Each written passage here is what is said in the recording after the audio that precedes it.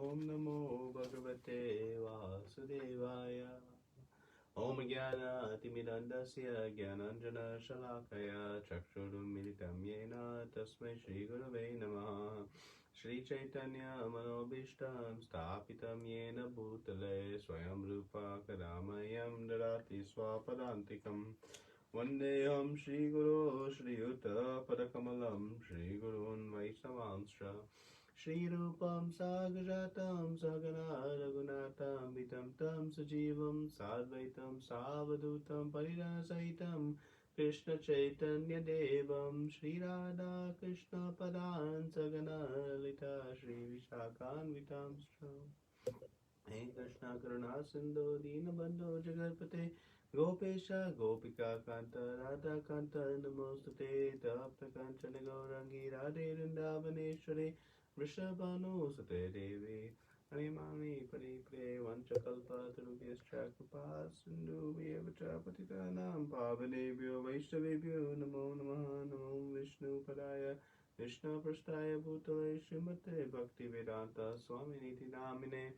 Namaste Saraswate Devi Gauravani Pracharine Nirvishesha Shunyavadi Paschatya Deshatarine Jai Shri Krishna Chaitanya Prabhu Nityananda Shri Advaita Gadadara Shri Vasadi Gaura Bhaktavinda Hare Krishna Krishna Krishna Hare Hare Hare Rama Rama Rama Hare Hare.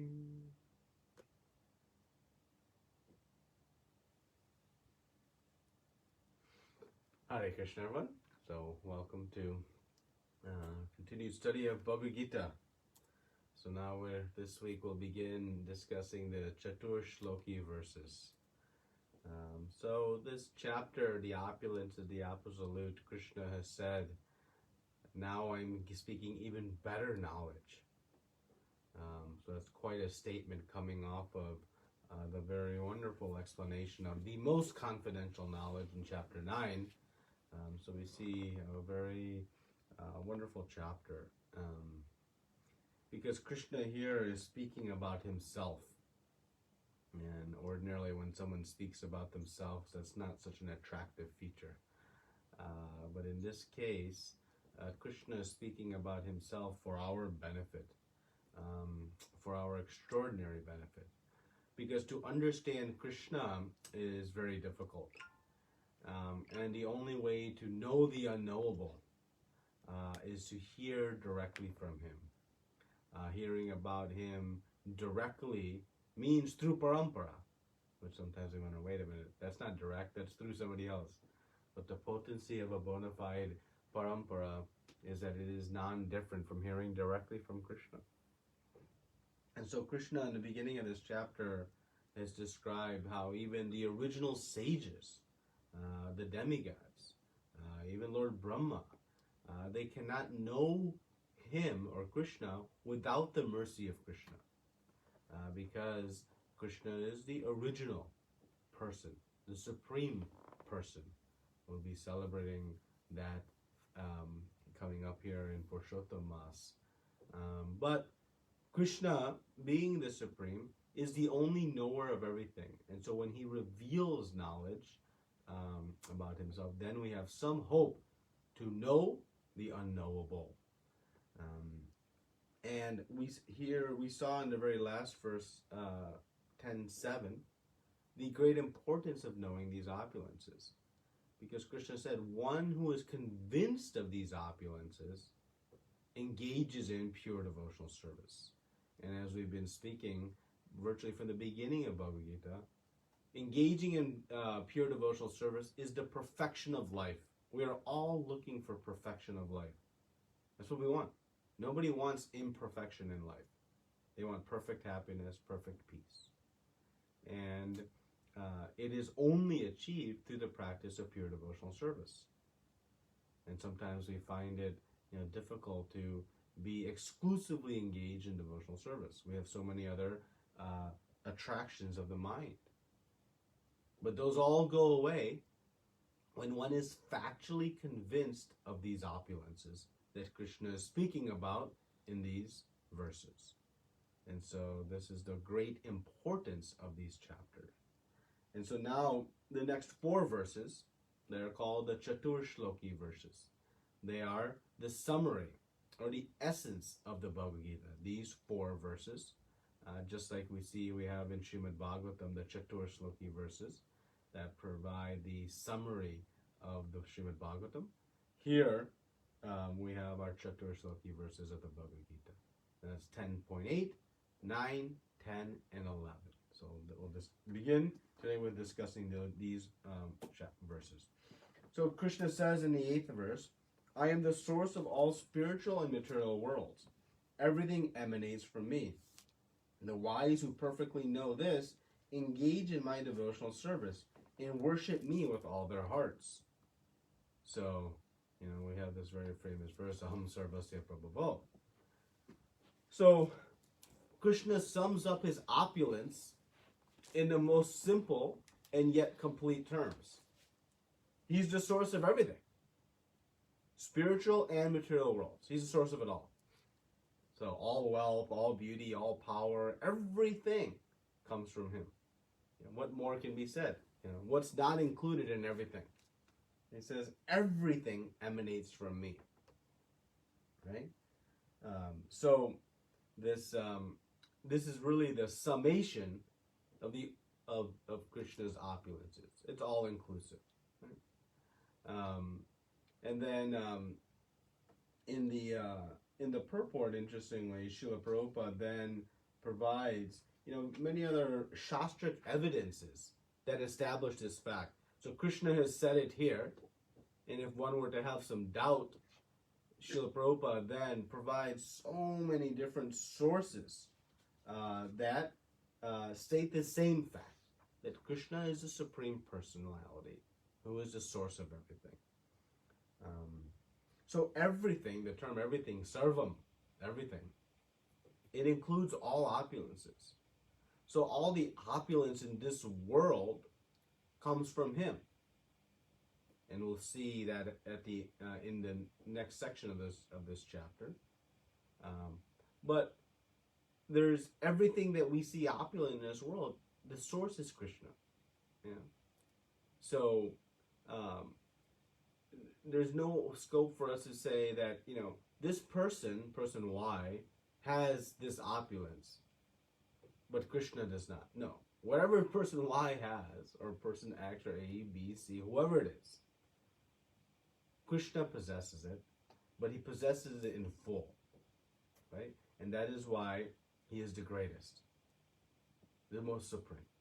Because whatever we see from any byproduct of the Supreme Lord, being the Supreme Source, it would have only a fraction. Just like if I have a power plug here. The power that I can draw from this power plug can never be more than the power coming from the generating station. The source always has the complete, and then every other byproduct has some subset of that. So, of course, Krishna, being the supreme source of all these opulences, would certainly be the possessor of them in full and in great quantity, right? So the cause always has more than the effect. So we can imagine then the things that we have attraction to in this material world. Whether it's our family, different activities, different things that occupy our mind, that's we're attracted to. Well, those features that are attractive, whatever they may be, they reside more completely in Krishna. So then imagine how deep our attraction must be for Krishna. How intense it must be. We may have the most intense attraction for something in this material world, something we just cannot get rid of, give up, because it's so attractive. Yet, Krishna is going to say at the end of this chapter that anything in this material world is just but a tiny spark of my splendor. Meaning, it's just a tiny glimpse. So, by understanding this verse, it gives us great hope that yes, whatever we're attracted to in the material world, look to Krishna, because he possesses that feature also, completely. And thus our attraction to Krishna is unending. So that's why we see in the second stanza of this verse, iti matva bhajante mam. What is the result of knowing Krishna as the source of everything? Everything emanating from him? The only logical conclusion that one can draw is that one would be fixed in devotional service. So Krishna says, the wise who perfectly know this engage in my devotional service and worship me with all their hearts. This is the only logical conclusion. Right? Because the goal of life then becomes to please Krishna. We see this word, worship me with all their hearts. Not casually going through the process, doing it with great care and attention. So this is pure devotional service. Unmotivated is the result of knowing Krishna to be the source of everything. And Krishna uses the word Buddha, the learned. Right? So he says the wise or the learned. Who is wise? One who knows this and applies it. Emphasizing the word and applies. Right? Knowing Krishna as a supreme origin is one thing, but then applying it, acting in that understanding, in essence coming to pure devotional service, that is somebody who is intelligent. Right? One who knows that some activity is bad for me and then doesn't do it, that is wise. One who knows an activity is bad for them and continues to do it, we know is very unintelligent. Right? So Krishna is characterizing what the wise, someone who's learned is. They apply this information, right? They make a practical application of this knowledge. And Prabhupada says very wonderfully in the purport, he says, I'm just looking for the line here. He says, in comparison to him, all others who do not know Krishna properly are but fools. So Prabhupada is talking about the wise, but in comparison to the wise, someone who doesn't know Krishna properly, they're just fools. Right? So the key in this knowledge again is application. So why does pure devotional service result from this knowledge? So let's take a little bit deeper now. Knowing him to be the source, how does that lead to pure devotional service? Well, again, we know service is the innate nature of the soul. No one can exist without serving somebody. We all are serving, either materially or spiritually. Service is the innate and constitutional activity of the soul. It's what gives it pleasure. So either we serve our family, our country, our dog, our employer, or Krishna. It is our choice. So, and we find we serve who we love most. So we serve in accordance to our love. We serve our family more than we serve our neighbor because there is greater love for our family. So love is the inspiration for our service and drives the determination or the magnitude of our service. To the extent we have greater love, that will equal greater service. So now, when we know Krishna, how can we love anyone more than him? He is our greatest well-wisher. He is this most amazing personality. All the things we find lovable in others, Krishna possesses in full. So then how is it possible, unless we are in ignorance, to love anyone more than the Supreme Personality of Godhead? He possesses all the lovable characteristics, and he reciprocates in all the lovable ways. And so thus, when one knows this about Krishna, he becomes the exclusive focus of the devotee's love. And of course, like watering the roots of the tree, when one reposes their love to the Supreme Personality of Godhead, all are benefited, not just Krishna. Just like when you water the root, every single branch of the tree is nourished. When one learns to serve Krishna exclusively, it does not lead to one abandoning their family or their society. No, it actually nourishes those relationships through the service to Krishna.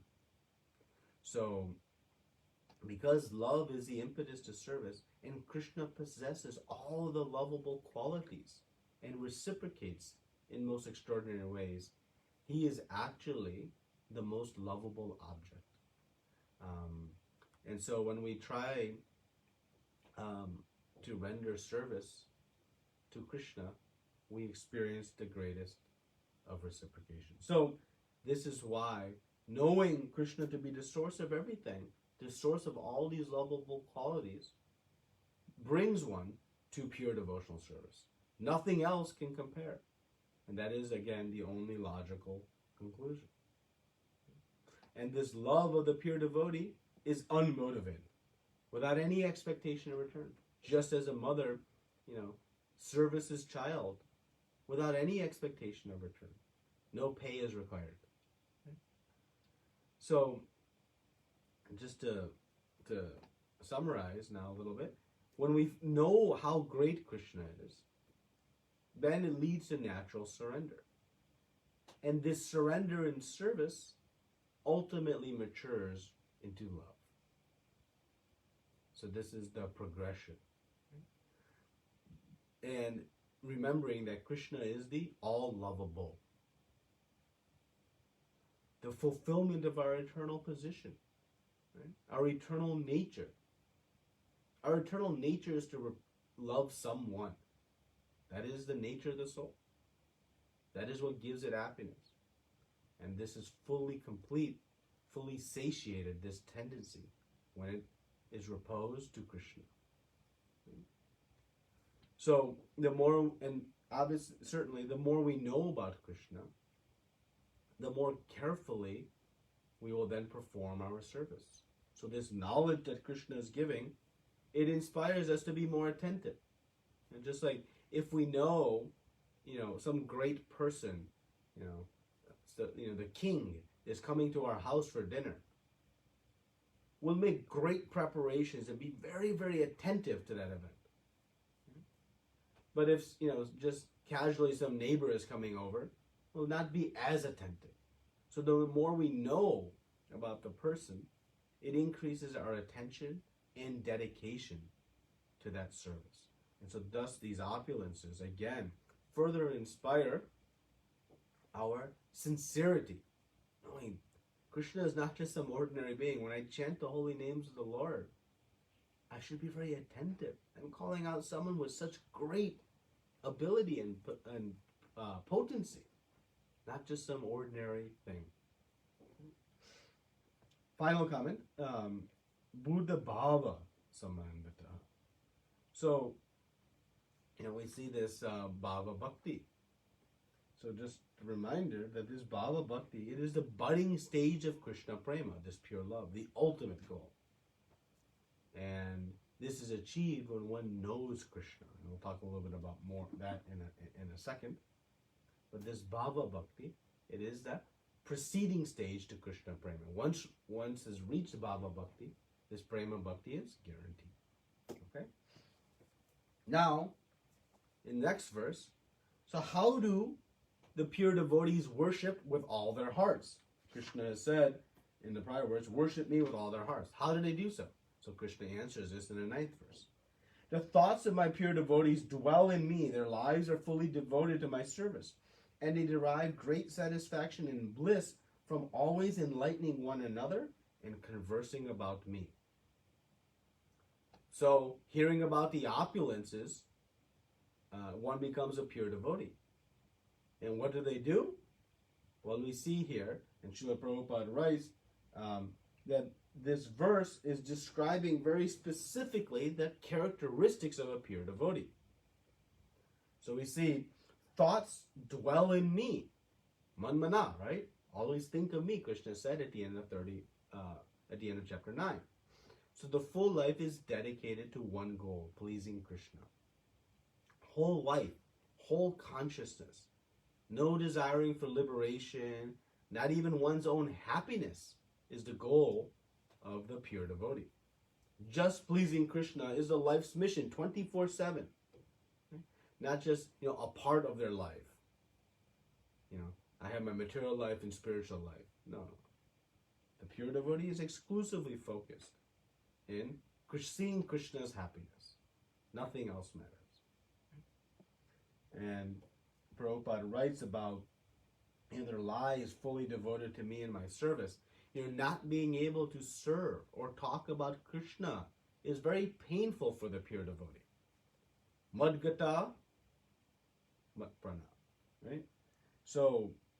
Madgata prana. This life becomes fully absorbed. Like in the example Prabhupada gives, as a fish. When a fish is separated from water, there's great anxiety, great difficulty. And the fish is eager to return to water. Similarly, a pure devotee needs to always be hearing and speaking about Krishna 24/7. Otherwise, they suffer greatly. Just like a moment out of the water for the fish. A devotee cannot live a moment without thinking and speaking of Krishna. And it is very natural and intense. And this is the characteristic of the pure devotee. And we see this in the characteristic of, Srimati Radharani. Right? Not a moment she can pass without thinking about her beloved Krishna. Mother Yashoda, the cowherd boys, all the residents of Vrindavan. They are immersed in constant thought of Krishna. And if an opportunity for just a moment to be away from Krishna, they become very lamenting. Just as the gopis were chastising the Creator, saying, why you made these eyelids?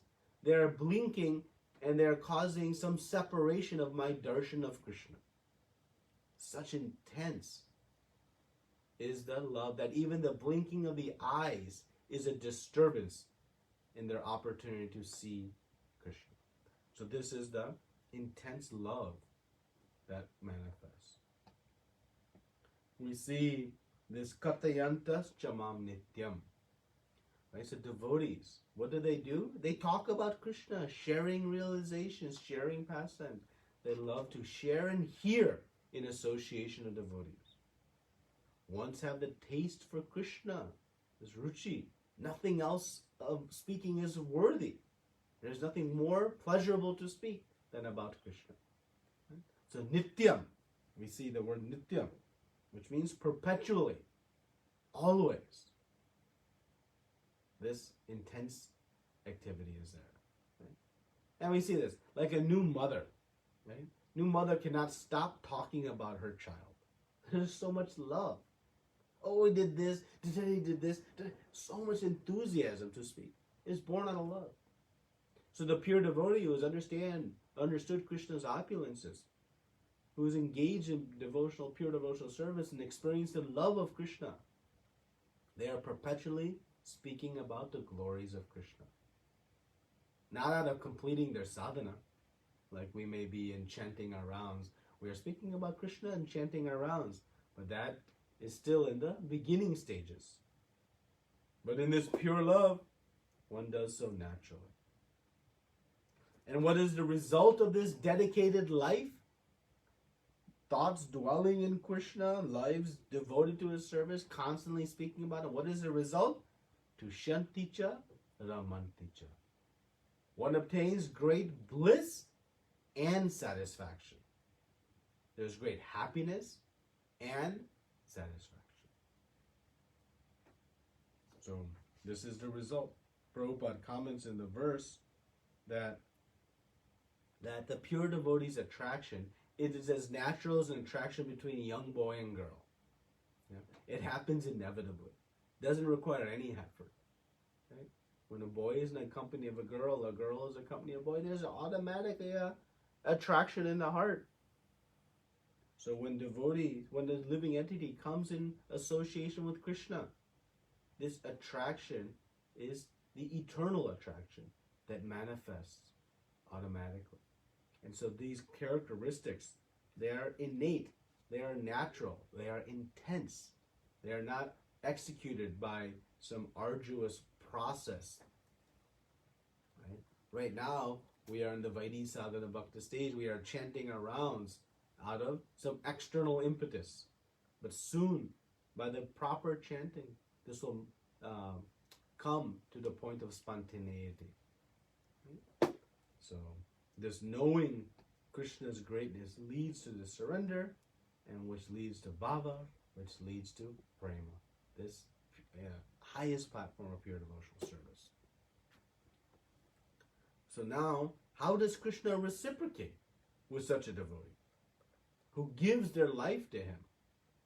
Krishna says in the 10th verse, those who are constantly devoted to me, serving me with love, I give the understanding by which they can come to me. So Krishna reciprocates to the exalted devotee who is constantly engaged in loving service to Krishna. He gives real intelligence, buddhi yogam. This intelligence, it comes directly from Krishna. He personally gives. He directly comes and gives.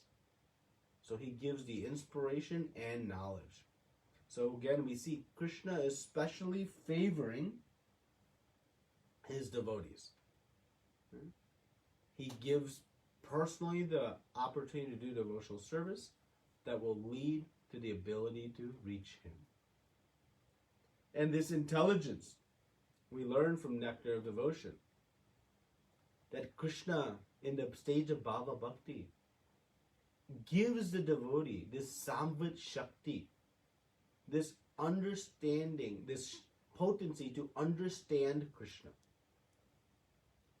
And it comes only if Krishna gives it. There's no other way. One cannot understand it on their own endeavor. But if Krishna sees a very sincere devotee, then he is very eager to give this Samvit Shakti, this ability to know. So we see it is coming from Krishna. So we don't have to worry. We don't need our own intelligence. Krishna will give the ability to know him. So what is our qualification to inspire Krishna to give it to us? Simply intense desire for it.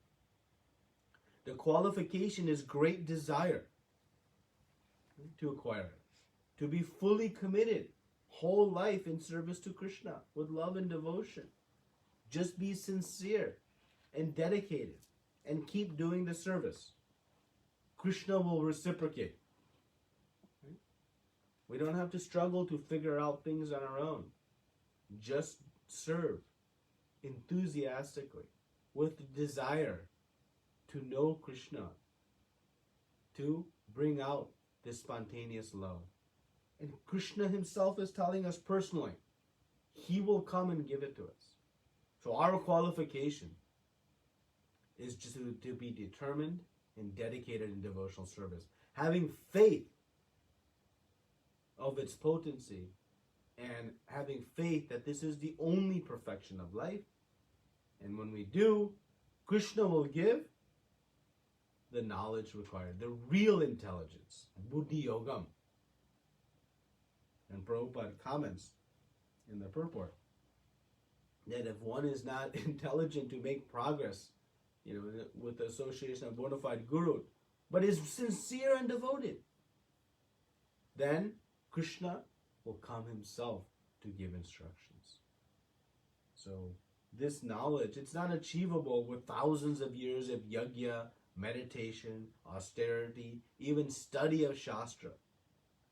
It comes through the dedicated, sincere practice of devotional service and the expression of intense desire to have this, and Krishna will personally come and reciprocate. Now we see, furthermore, Krishna's special mercy. He says, to show them special mercy, I, dwelling in their hearts, destroy with the shining lamp of knowledge the darkness born of ignorance. So we see this Krishna saying, special mercy. So beyond just giving knowledge, he's going to destroy ignorance. What hope we have to destroy the millions of years of ignorance we have acquired, this contamination of the heart. Millions of lifetimes we have been accumulating. What hope we have to dispel it. Krishna says, I got it. I'll take care of it. He personally comes and removes our ignorance so that we can know Krishna. Not only does he give knowledge, but he also removes the ignorance. So no need to worry. Krishna is personally coming with the lamp of knowledge to dispel the darkness of ignorance. This is our hope. No matter how fallen we may be, we can be saved by the mercy of Krishna. Right? Krishna personally manifests his names, forms, qualities, pastimes into our heart.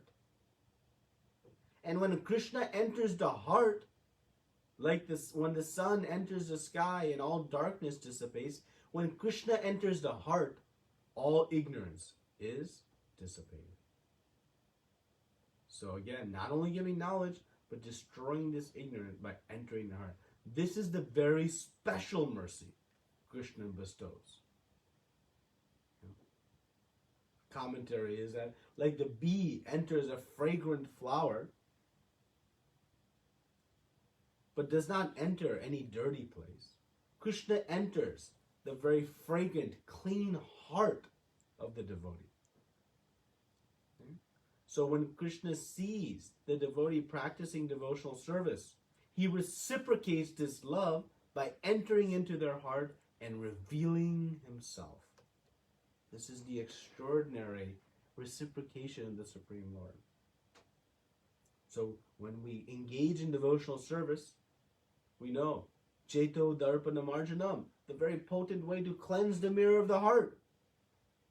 So Krishna makes the heart clean through devotional service, and then he enters. He cleans and enters. And the holy names is the most potent cleansing process of the heart. And this is just the extraordinary mercy. And he personally manifests all of this for his devotee only through devotional service. No other process can invoke this type of mercy from Krishna. And Prabhupada continues that the devotee doesn't even have to endeavor for this mercy. Krishna brings it personally. No need to worry about how it will come. Will it come? Krishna is saying here, I'm bringing it. Don't worry. Right? So this knowledge of Krishna and this ignorance to be dispelled, Krishna is personally doing it. And this is his extraordinary reciprocation.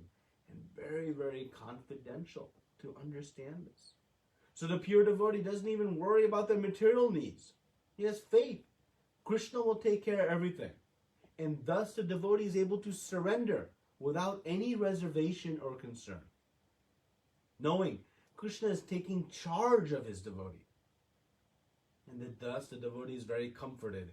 Just as a child is very comforted in the arms of mother and father, a devotee is fully comforted in the arms of Krishna's love and mercy. There is no concern in their surrender. And this essence of Bhagavad Gita, this is the essence to teach us how to surrender to Krishna. It may not seem so easy, but when we know about Krishna's care and love and enthusiasm to maintain us and protect us, then surrender becomes very easy. Otherwise, I'll be worried about my medical insurance and where chapatis will come tomorrow if I surrender. But if I know this and have faith in it, knowing it, but with faith, then surrender becomes so easy. What is there to worry about? Just do pure devotional service, and Krishna will bring this special mercy. And we see this in the life of Srila Prabhupada. He had every reason to be worried about so many things, yet he was firmly fixed, even in some of the most difficult of circumstances that certainly would have broken any lesser devotee. But Srila Prabhupada was unbreakable. He had faith Krishna will provide. So these Chatur Shloki verses, these 4 verses, they are the essence of the Bhagavad Gita. Because they explain how the living entity removes distress and achieves great eternal bliss. They explain the steps of these verses are: 1, we understand who is Krishna, and then how he reciprocates with his pure devotees. Knowing that, we then become inspired to become his pure devotee. Which means then we surrender and engage fully in pure devotional service. And the result of this is great peace and bliss in love with the Supreme Lord, the all-lovable object. And this is the core of the whole Bhagavad Gita. The whole goal of the Bhagavad Gita is to inspire this. And so this Krishna, by doing so, is removing Arjuna's distress permanently and achieving perfection of life. And that result is available for all of us. And so Prabhupada ends the purport to this section by saying, this is the essence of the teachings of Bhagavad Gita. By studying Bhagavad Gita, one can become a soul completely surrendered to the Supreme Lord and engage himself in pure devotional service. As the Lord takes charge, one becomes completely free from all kinds of materialistic endeavors. And this is the Chatur Shloki verses. Now, the remaining verses from this section. So now we're going to hear from Arjuna. He hasn't spoken since chapter 8. Krishna has been so lovingly, enthusiastically revealing this very confidential knowledge, and now the most confidential. But now Arjuna is going to respond with this very famous verse, Param Brahma Param Dhamma Pavitram Paramam Bhavan. Arjuna said, you are the Supreme Personality of Godhead, the ultimate abode, the purest, the absolute truth. You are the eternal, transcendental, original person, the unborn, the greatest. All the great sages, such as Narada, Asita, Devala, and Vyas, confirm this truth about you, and now you are declaring it to me. You can see Arjuna was very grateful. Okay? So Arjuna shows us how we should receive this knowledge. We should be convinced. He says, Krishna, you are the supreme, the ultimate abode, the unborn, right? We heard Aja, we heard this, the greatest, all these things. Right? So the goal is to develop firm conviction in Krishna's opulences.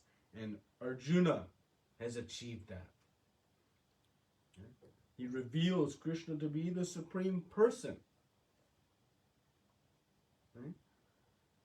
And we note here that Arjuna refers to the other sages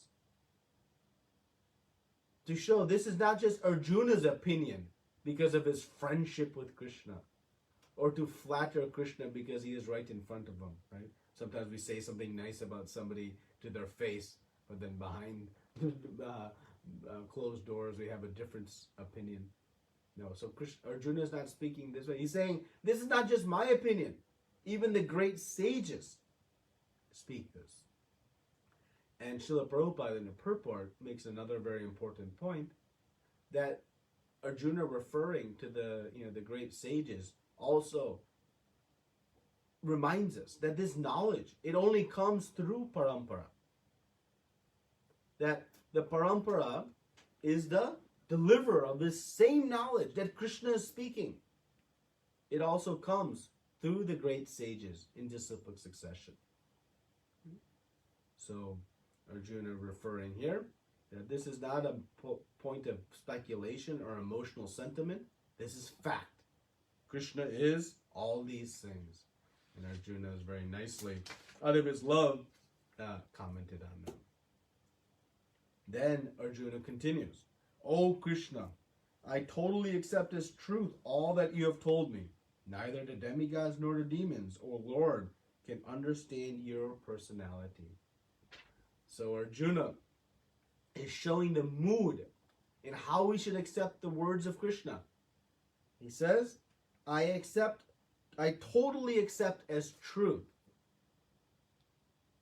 not pick and choose what you like, what you don't like, and totally accept as truth with faith. This is the mood. Okay? And Arjuna will show us the perfection of mood at the end of Bhagavad Gita when he says, Karishe Bachanam Tava. Now I am prepared to follow. This is the most perfect of all moods. Ready to follow. So, accepting this as truth is the beginning step of that. Arjuna refers to Krishna as Keshava in this verse. And Arjuna using the word Keshava is reference to Krishna being the supreme. K refers to Brahma, Sha refers to Shiva, and Va means above. So one who is even above Lord Brahma and Lord Shiva. This is the supreme Krishna. Even Lord Brahma and Shiva know about Krishna from Krishna. Okay? So this is the indication Arjuna is giving us. So Prabhupada in this purport further comments on the importance of hearing this knowledge in Parampara. Arjuna heard from Krishna, we should hear from Parampara and get the same benefit. Otherwise, there's no value in hearing outside of the bona fide disciplic succession. So Prabhupada continues to emphasize that in these purports. Now, Arjuna continues, indeed, you alone know yourself by your own internal potency. O Supreme Person, origin of all, Lord of all beings, God of gods, Lord of the universe. So he continues to describe Krishna's position. Supreme Person, Purushottama. Acharya's comment. One may know Krishna to be the Supreme Person, but one may not know Krishna to be the Father of all living entities, Bhuta Bhavana.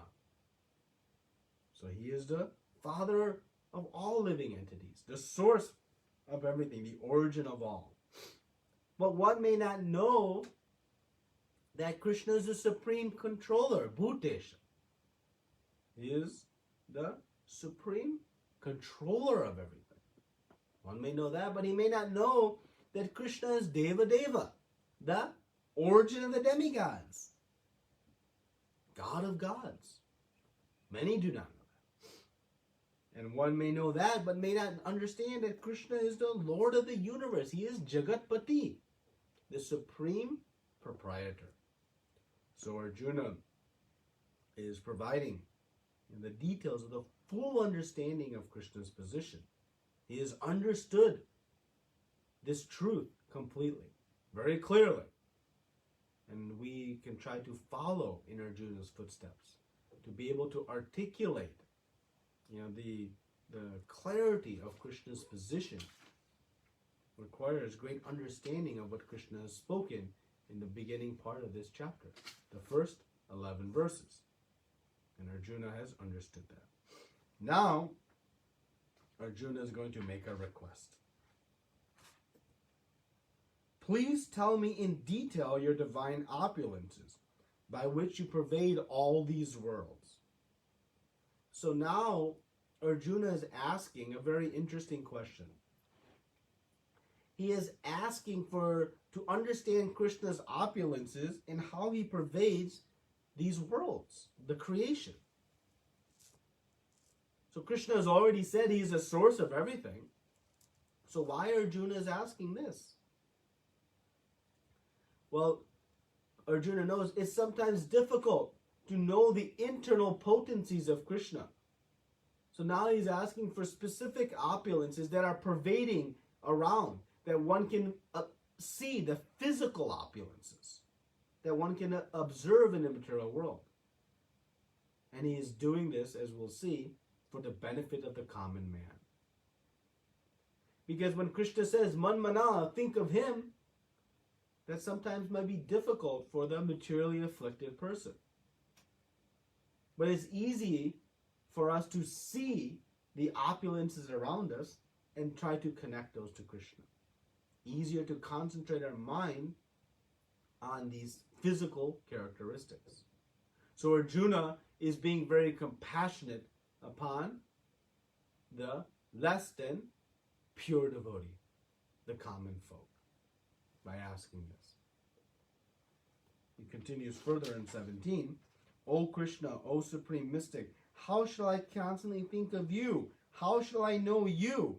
In what various forms are you to be remembered, O Supreme Personality of Godhead? Krishna says, Manmana, think of me. Now Arjuna is asking how one can meditate on him. Just saying in the source of all may not help everyone. Needs specific ways that the materialistic person can also see him. So again, Arjuna is being compassionate on us. We already know Arjuna does not need this. How? He has just established Krishna to be the Supreme Person, the origin of all, the God of gods. He knows Krishna's opulences. So he is not in need of this knowledge. But he is asking so that everyone can come to the platform of perfect understanding that he has achieved. So he's asking now, how can I think of you? If we don't have love for Krishna, we'll never be able to think of him. And we think of the things that we love. My bank account, my family, my car, whatever it is that I love, that's what I think about. So how to think about Krishna? We don't have love. Well, Arjuna is finding a way for even the materialistic person to observe the greatness of Krishna all around. And thus he's asking for these all-pervading opulences to be described. And Prabhupada ends the purport by saying, because materialists cannot understand Krishna spiritually, they are advised to concentrate the mind on physical things and try to see how Krishna is manifested by physical representations. So this is, actually lesser knowledge in terms of lesser in this sense compared to the internal spiritual potencies, but it is the process by which even the materialistic persons can make progress towards this perfectional stage. So now Arjuna, really lays it on, because Krishna may be thinking, Arjuna, why are you asking me again and again? I've already told you in so many ways. So Arjuna then says, O Janardana, again, please describe in detail the mystic power of your opulences. I am never satiated in hearing about you, for the more I hear, the more I want to taste the nectar of your words. So Arjuna is saying, yes, I'm asking you again, but I enjoy it. I love hearing over and over and over again. Of course, his motive is to benefit all of us, but to make sure Krishna doesn't move on to the next topic, Arjuna speaks this verse, and he also demonstrates the quality of the pure devotee. They are never satiated in hearing more about Krishna. They want to hear more and more. One can hear the stories of Krishna over and over again, Prabhupada says. Material stories get old and tiresome. Nobody reads yesterday's newspaper. That is now stale. But Krishna's pastimes are never stale. They are always fresh. So, again, the conclusion of Arjuna's comments here is to benefit all of the materialists in having an opportunity to meditate on Krishna also. And so Krishna will now speak about how his opulences are pervading this material world, the physical representations, for which the less than pure devotee can begin to manmana, think of Krishna, observe Krishna through these physical representations, and make advancement towards this pure love and the characteristics we saw in the 9th verse, where one is fully devoted themselves in thinking of Krishna, and like a fish who cannot be out of water, a devotee can never be away from hearing and speaking about his most beloved Lord Krishna. So this is the first 18 verses of chapter 10, and next week we'll conclude chapter 10. Thank you very much. Srila Prabhupada ki jai. Anantakoti Vaishnavrinda. Any comments or questions today? Hare Krishna Prabhu, Dandavat Pranamam. Very nice. Chaturshloki verses really touches when you are telling the heart. And we are so fortunate to hear these Chaturshloki verses. Really very nice place, Prabhu. Thank you very much. Hare Krishna. Hare Dandavat. Prabhuji, same here, same feeling. The Chaturshloki, we have heard of it, but I've heard of the phrase Chaturshloki, but we have never heard of these 4 verses. But it's just great to hear it from you this morning, Prabhuji. Fantastic. Hari Bol, Hari Krishna. Hare Krishna. Dhanyavad.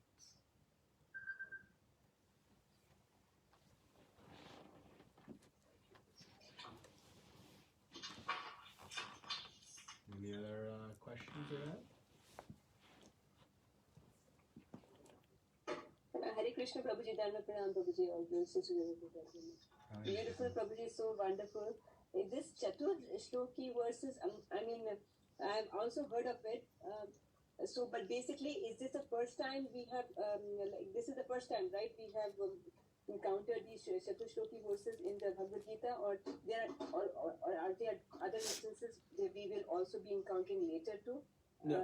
Just trying to understand. Yep.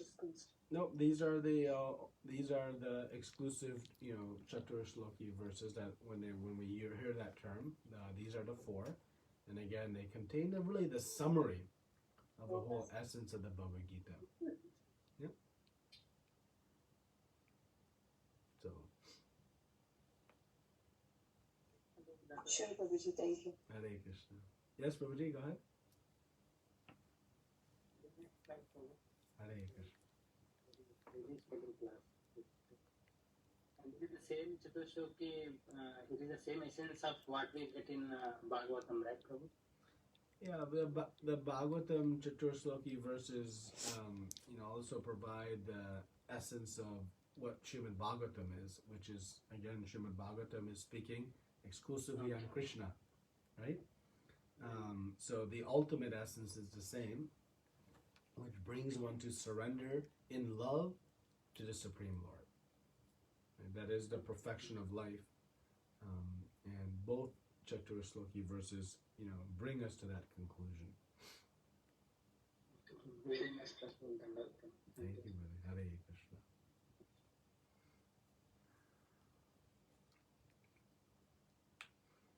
Anything else? Okay, if not, then we'll continue next week from verse 19, and we'll carry through to the end of the chapter and discussing all of these opulences. So, thank you very much. Srila Prabhupada ki Jai, Ananta Koti Vaishnavrinda ki Hare Krishna.